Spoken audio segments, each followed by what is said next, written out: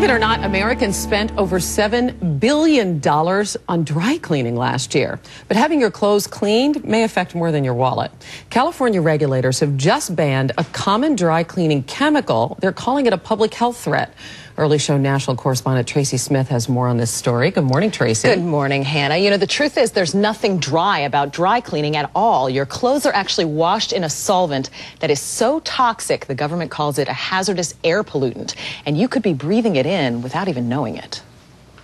You go,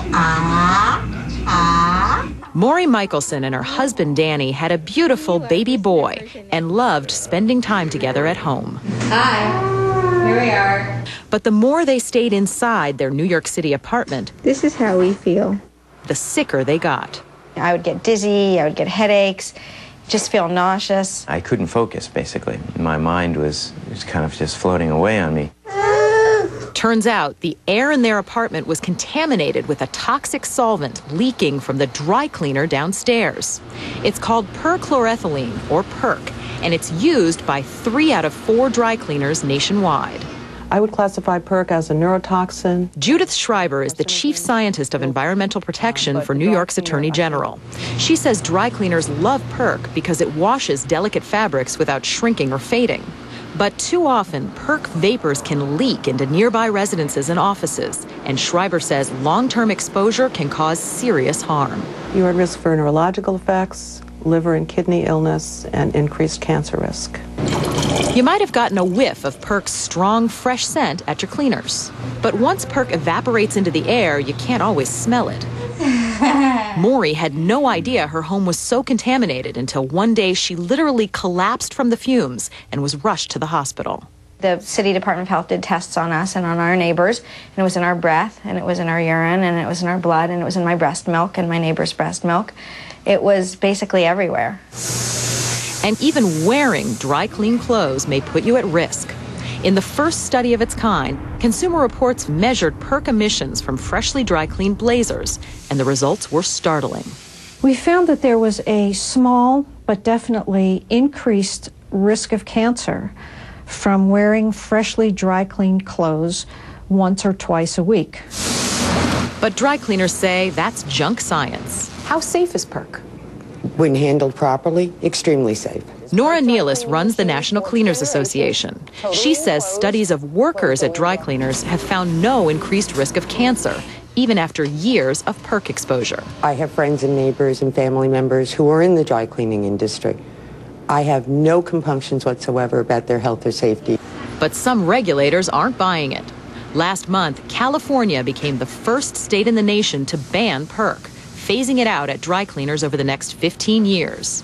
It wants them to use environmentally safer methods, like wet cleaning, which washes dry clean-only garments using special soap and plain old water. Wet cleaning is great for casual wear. So if you think about your khakis, your sweaters, your cotton man-tailored shirts. But it's not so good for structured garments. Nealis showed us what wet cleaning did to this designer jacket. You've got some serious shrinkage going on here. What it doesn't have is it doesn't have that nice, finished, like new look that you went to the cleaners for. Another option? Stop buying clothes that require dry cleaning. That's what Maury Michelson did. So at this point, how much dry cleaning do you have in this closet? Dry cleanable clothes? Nothing in this closet. The only thing is the ones that I'm actually wearing right now. One pair of pants. One pair of pants. Though the dry cleaner below no longer uses a Perc machine, she still worries about her family's exposure. Do you think about the long-term effects of this? All the time. Whenever one of us gets sick, I think, could this be somehow related to the Perc? My greatest fear is that one of us is going to, get cancer from it. Now, experts say if you live or work in a building that has a Perc dry cleaner, you may want to have your local health department check the level of Perc in the air. And if your clothes come back from the cleaners smelling like chemicals, it could be a sign that they have too much Perc on them. Take them back to the cleaners and have them redone. So when we get our clothes home, do we take this off immediately, the wrapping? Experts say that it can help, but the problem is Perc stays in the air of your home. It can stay in there for up to a week. So it's better to air them out in a garage, air them out outside. Maury actually takes her pants for a walk. walk around the block before she brings them home to air them out, which sounds silly, but it's a good idea. I'm sure she gets some looks with that. What about some of these dry cleaners advertise themselves as organic? Is that, what does that really mean? That's the thing. There's very little regulation of what's organic, so buyer beware. Do you think this is going to be regulated in more states? Are they going to ban this chemical? It might be. It's quite a fight right now. As you can tell, dry cleaners say it's perfectly safe, so they're in for a fight. Wow, hand washing.